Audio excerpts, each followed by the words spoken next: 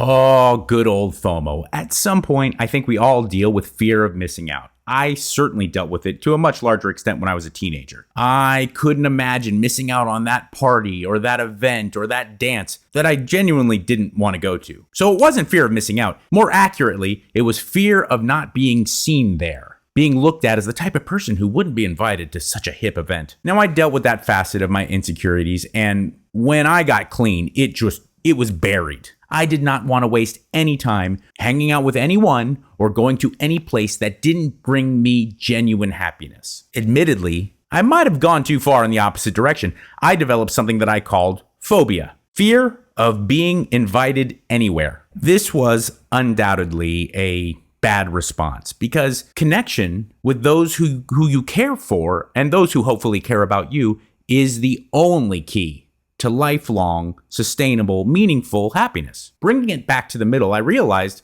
FOMO is something that I think is like thirst and hunger. It's not going to go away, and we've always dealt with it. Now, in generations past, long before social media, us humans, we probably feared missing out on much more meaningful things. I sure hope I don't miss out on that freedom from slavery thing. I sure hope I don't miss out on not being burned as a witch. I sure hope I don't miss out on that cure for the plague that's killing everyone in the world. I think you see my point. Instead of fearing that you were missing out on that selfie at Coachella, you were probably fearing that you were missing out on something incredibly meaningful. So, if I'm always going to have this FOMO thing, I might as well figure out a way to do like generations past and make it a tool and not a liability. What do? I gotta change my perspective on it. Now that is a very hollow and oftentimes empty platitude that gets bandied about the self-help world, but it doesn't make it any less true. FOMO works for me now. I exercise because of FOMO. I train in martial arts because of FOMO. I've been refining my Spanish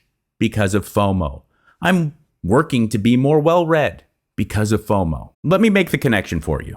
I don't want to miss out on making love to my wife because my libido's shot, or because I'm so fatigued and ugly, in my opinion, that I don't find myself sexy and I can't generate the ability to be engaged in sex. I don't want to miss a moment of my daughter's life because I'm too lethargic or unfit or dead. I don't want to miss out on feeling confident if a unpredictable situation is posed to me or my family. I don't want to miss out on having the ability to communicate with a broad spectrum of people or understanding a large swath of the world that I live in. I hope you see the point I'm making. I don't eat the way I eat or exercise the way I exercise or live the life that I live simply for abs or for zeros on the end of my bank account. I do it because I fear missing out on the true visceral, meaningful aspects of life and the chance that I may have some type of self-actualization and make these moments that I have, ever fleeting, somewhat meaningful. FOMO, you are my asset.